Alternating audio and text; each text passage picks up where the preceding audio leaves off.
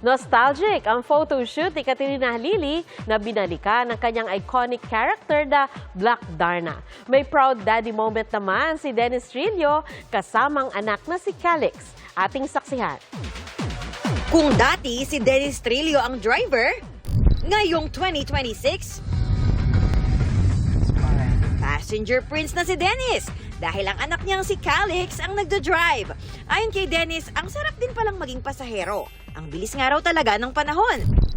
Ang lakas namang maka-trip down memory lane ng birthday photoshoot ni Katrina Halili. Dahil si Katrina nag-transform into Black Darna, ang iconic character na ginampanan niya noon sa Kapuso series na Darna. Kasi yung panlinis.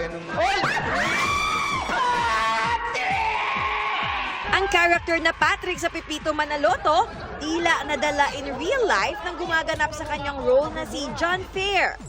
Si John kasi, bihis na bihis at nakabarong para sana sa kasal ng co-star niyang si Micoy Morales. Pero ang wedding ni Micoy, sa March pa pala.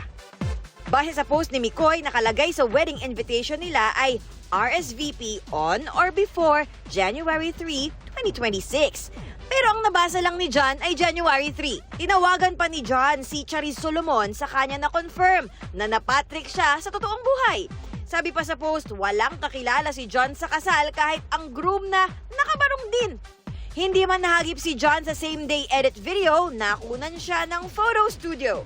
All is good naman at nag-congratulate pa si John sa bagong kasal. Mensahe pa ni Micoy kay John, advance thank you sa pag-attend at kumain na lang siya ng hotdog na paborito ng kanyang karakter sa Pepito Manaloto. Para sa GMA Integrated News, ako si Athena Imperial ang inyong saksi. Mga kapuso, maging una sa saksi. Mag-subscribe sa GMA Integrated News sa YouTube para sa iba't ibang balita.